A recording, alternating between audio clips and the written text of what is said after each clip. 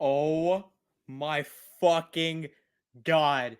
I can't fucking believe this. Rangers win, baby. 5-3 over the Pittsburgh Penguins. Game 6 at Pittsburgh. They finally win one on the road, and they've officially come back from the 3-1 deficit. It is now winner takes all, and I cannot believe this. I seriously can't.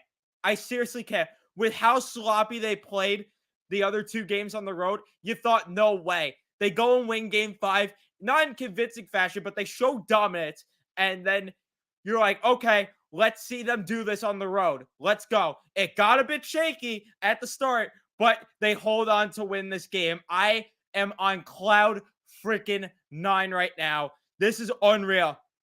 This is unfreaking real. For the people live in the stream, I'll get to the chat after I close out. For the people on replay here, I'm going to just do everything for the people watching here. And if you are watching, whether it is live or on replay, be sure to give a thumbs up on this and subscribe if you guys are new, especially if you're Ranger fans.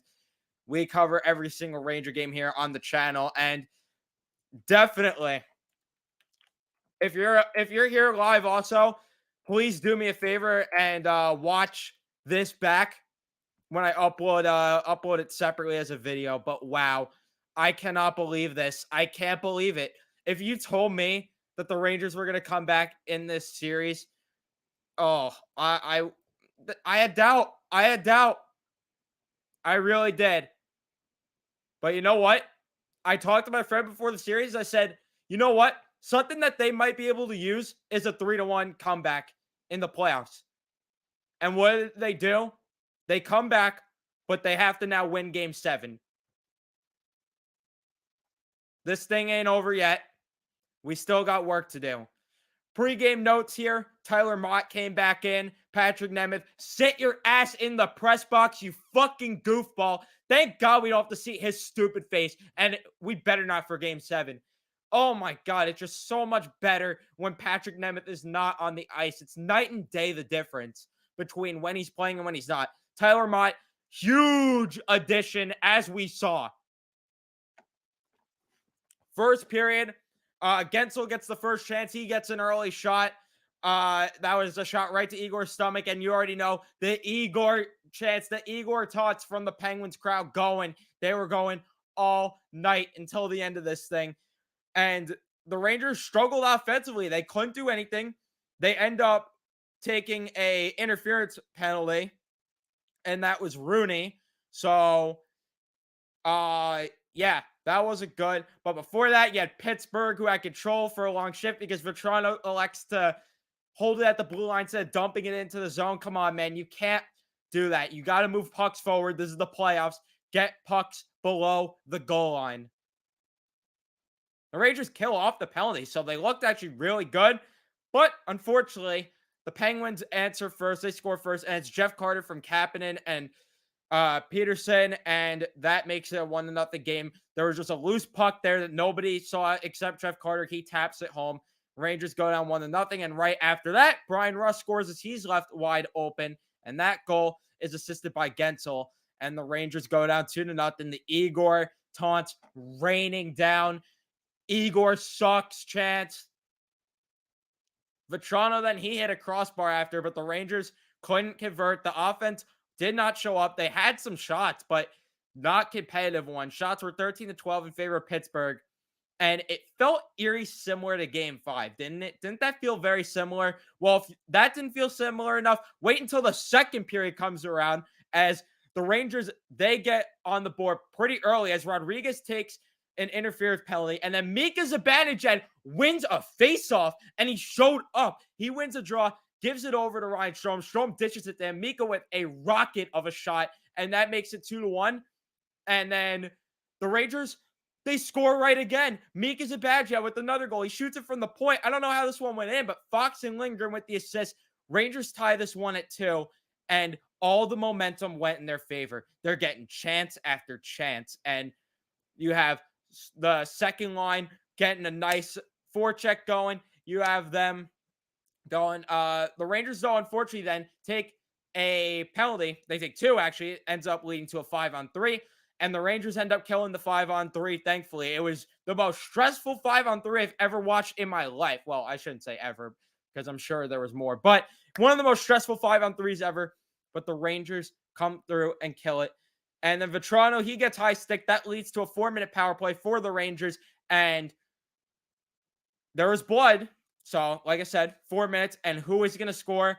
None other than Christopher James Kreider. He gets a power play goal finally. And how about this pass from Igor Shesterkin up to Mika? Mika, he gets a shot. Nope, can't bury that. Kreider picks that up, buries that home. 3-2. And then, unfortunately, the Rangers then, they let Yevgeny Malkin, they let him have a chance to shine here as Trouba, terrible read. Terrible read. You see Malkin there, blocking the pass lane. You're looking right at Keandre Miller. He sniffs that pass. The pass gets tipped wide, and then Malkin, he carries it up. None of the defenders could get to him, and he buries that one. Nothing but respect there to Malkin. He's one of the better players in the league, and that is a top-end player goal there. So he scores that. Igor maybe wants that one back, but it's tied at 3. Then Vetrano and Zucker both go off for a 4-on-4.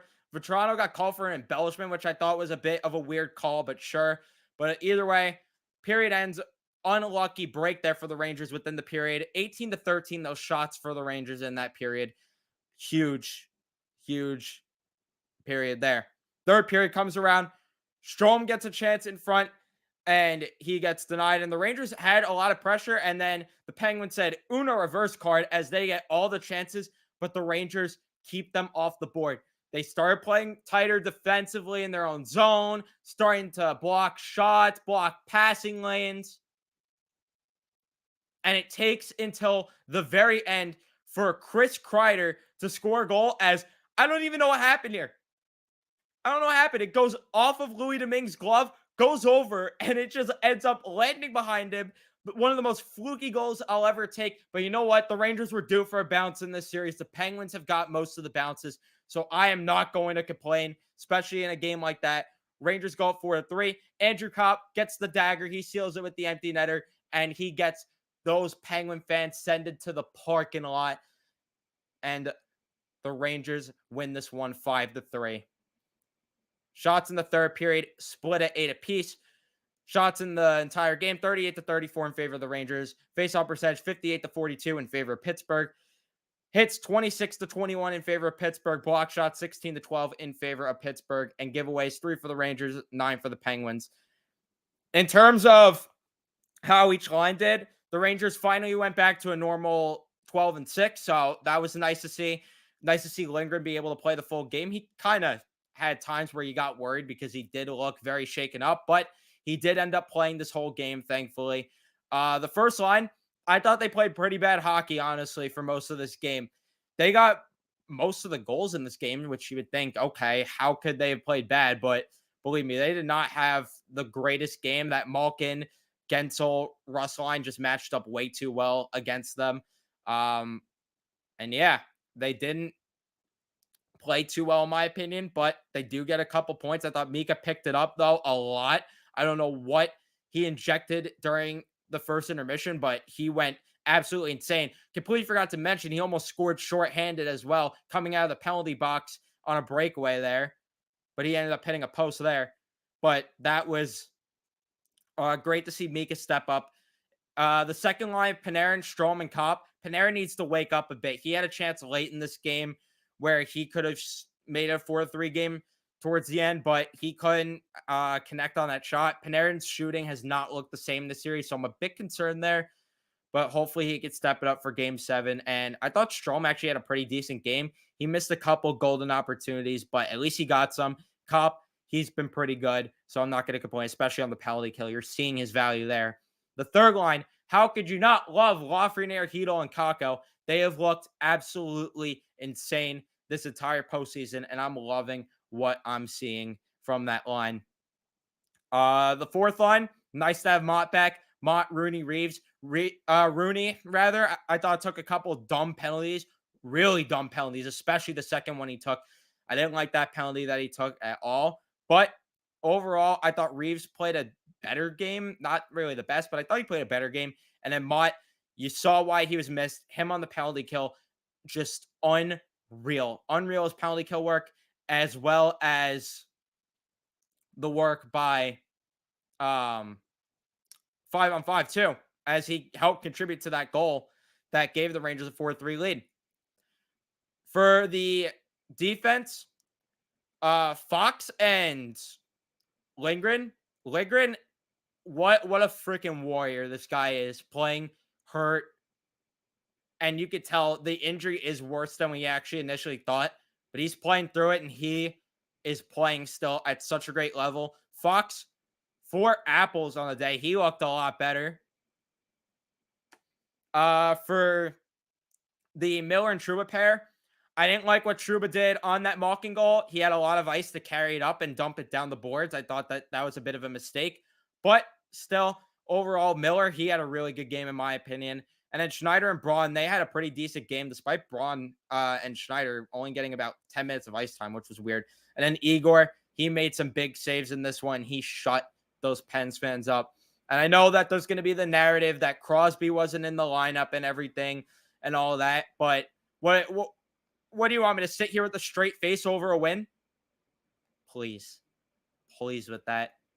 But for the people watching on replay, thank you so much for watching this. If you did enjoy, be sure to leave a like, subscribe if you guys are new, especially if you're Ranger fans. Turn the notifications on, and I will see you in the next one.